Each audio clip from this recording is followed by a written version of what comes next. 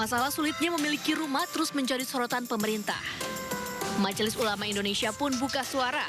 Sejumlah fatwa disusun untuk memastikan terwujudnya pajak berkeadilan di Indonesia. Fatwa ini dibahas dalam Munas ke-11 Majelis Ulama Indonesia. Salah satu fatwa yang diputuskan adalah bumi dan bangunan yang dihuni tak layak kena pajak berulang. Tak hanya itu, bahan kebutuhan pokok seperti sembako juga tak boleh kena pajak. Barang konsumtif yang merupakan kebutuhan primer, khususnya sembako, itu juga tidak boleh dibebani pajak. Kemudian bumi dan bangunan yang dihuni dalam pengertian dia non-komersial, tidak boleh dikenakan pajak berulang. Karena pada hakikatnya dia tidak berkembang. Sementara itu, pemerintahan Presiden Prabowo sebenarnya telah membebaskan bea perolehan hak atas tanah dan bangunan bagi masyarakat berpenghasilan rendah. Izin persetujuan bangunan yang sebelumnya dikenal dengan IMB juga digratiskan bagi warga tak mampu. Jalankan kebijakan yang pro rakyat, yaitu membuat MBR, rakyat yang MBR itu masyarakat berpenghasilan rendah, itu supaya BPHTB, biaya perolehan tanah bangunannya, yang tadinya bayar jadi gratis. Kemudian juga PBG-nya, persetujuan bangunan gedung, dulu namanya IMB, sekarang namanya PBG, itu juga sudah gratis, itu berjalan dan dimonitor, dibantu oleh Bapak Mendagri. Pemerintah juga memiliki program rumah subsidi yang bisa dinikmati warga berpenghasilan UMR. Harganya pun dibuat terjangkau. Namun MUI tetap meminta pemerintah untuk mengevaluasi aturan pajak bumi bangunan, pertambahan nilai hingga pajak penghasilan. Tim Liputan, iNews melaporkan.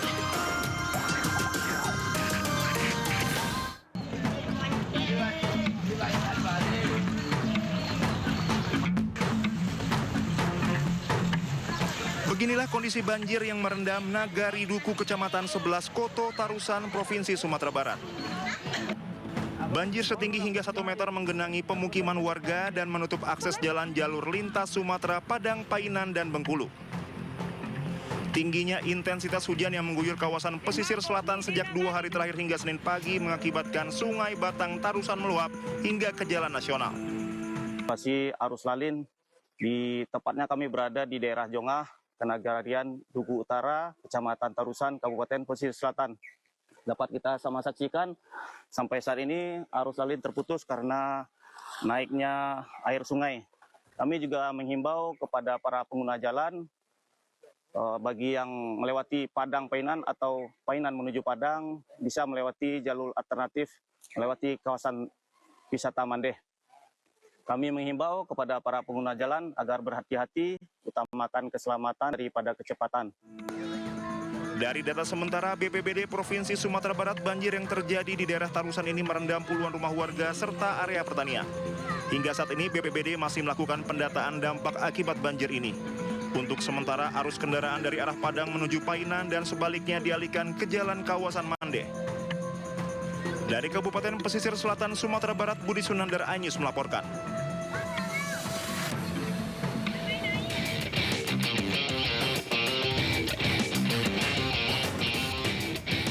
Satuan Lalu Lintas Polres Tuban mengepung pelaku balap liar di ruas Jalan Semanding Grabagan di Desa Tlogopule, Tuban. Polisi menutup lokasi balap liar dan seluruh akses keluar. Para pelaku dadakan yang didominasi pelajar tak bisa melarikan diri dan hanya bisa pasrah saat motor diberhentikan. 17 unit dan 22 remaja diamankan ke Mapolres Tuban. Untuk menekan aksi balap liar, petugas memanggil orang tua masing-masing pelaku guna memberikan pembinaan.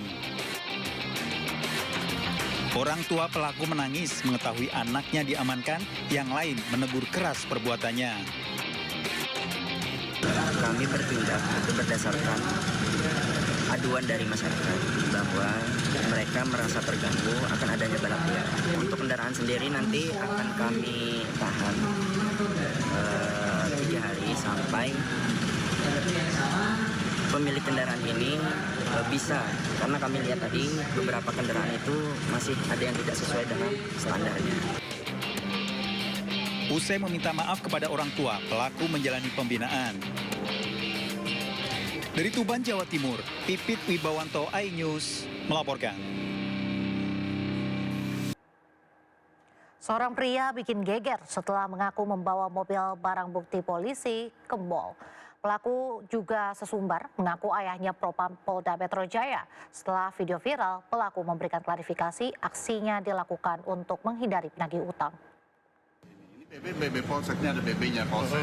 Ada suratnya? Oke. Ada surat BB-nya, surat pinjam BB-nya dipinjam oleh bapak saya. Bapak saya Propam di Polda Metro. Iya, nggak betul. Iya, kita kan hanya konfirmasi aja. Ya udah. Kita kan nggak salah dong. Iya. Oke, silakan konfirmasi. Tapi kan konfirmasi nggak usah ngecek-ngecek juga.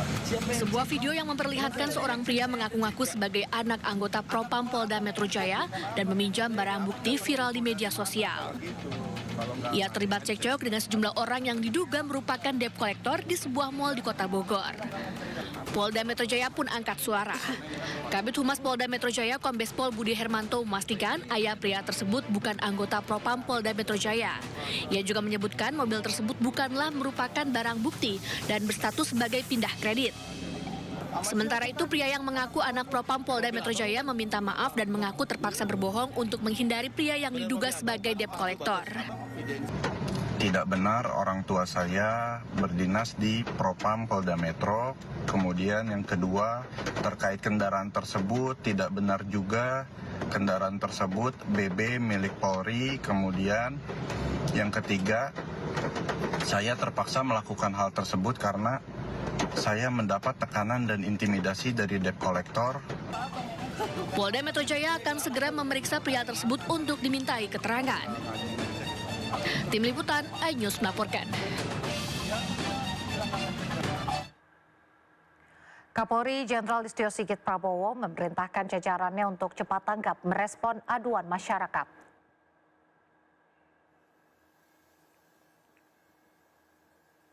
Perintah ini disampaikan saat apel jajaran Kepala Satuan Wilayah atau Kasatwil 2025. Kapolri menyebut akan terus menggencarkan sosialisasi call center 110 untuk merespon cepat terhadap gangguan keamanan dan ketertiban masyarakat.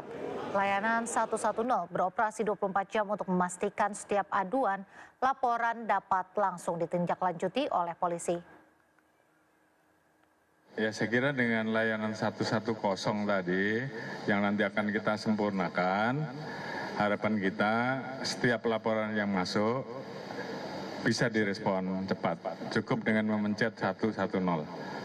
Sehingga ini yang sekarang sedang kita lakukan perbaikan, sehingga kemudian masyarakat yang melaporkan tidak kecewa. Harapan kita dengan memencet 110, maka respon segera bisa diperoleh, kehadiran masyarakat, kehadiran polisi terkait dengan apa yang menjadi pengaduan masyarakat juga segera bisa ditindaklanjuti, termasuk juga tadi kita memperkuat pengawasan di bidang Propam, sehingga hampir di semua tempat itu kita tempel pengawasan, sehingga begitu masyarakat melihat ada Polri yang mungkin melakukan pelanggaran bisa langsung lapor, dan tadi sudah kita tekankan bahwa Propam harus segera menindaklanjuti. Mungkin kalau dilihat mungkin di halte, di ruang hotel, di lift itu semuanya sudah kita pasang bagaimana kalau ada masalah tinggal pasang barcode, laporkan di situ, maka Propam akan langsung tangani. Jasa nikah siri bertebaran di media sosial, terutama TikTok. Sejumlah akun menawarkan paket nikah siri berbiaya mulai 300.000 hingga jutaan rupiah. MUI pun angkat bicara soal fenomena tersebut.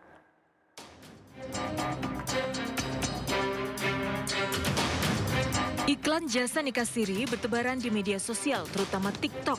Puluhan akun menawarkan jasa menikahkan pasangan secara siri dengan beragam biaya. Beberapa akun menawarkan jasa nikah siri khusus untuk satu wilayah seperti Jakarta, Tangerang, atau Jabodetabek. Tapi ada juga yang menawarkan jasa nikah siri hingga keluar kota. Harga jasa nikah siri beragam mulai 300.000 untuk penghulu dan 2 orang saksi. Ada juga yang menawarkan paket 1,5 juta termasuk lokasi, wali, dan biaya sertifikat atau buku nikah siri. Beberapa akun menawarkan paket jasa rias dan acara resepsi tentu dengan biaya lebih besar. Marak iklan jasa nikah siri ditawarkan terang-terangan di media sosial. Majelis Ulama Indonesia angkat bicara. Wakil Ketua MUI Anwar Abbas menyatakan nikah siri memang sah menurut agama, tapi tidak memberikan jaminan hak dan perlindungan hukum bagi istri dan anak. MUI meminta masyarakat mencatatkan pernikahan secara resmi di KUA. Acara pernikahan siri ini, lalu mereka mengabaikan ketentuan-ketentuan yang ada dalam ajaran agama, dan mengabaikan ketentuan-ketentuan yang ada dalam hukum yang berlaku dalam negara Indonesia, tentu perbuatan tersebut jelas akan mengundang masalah.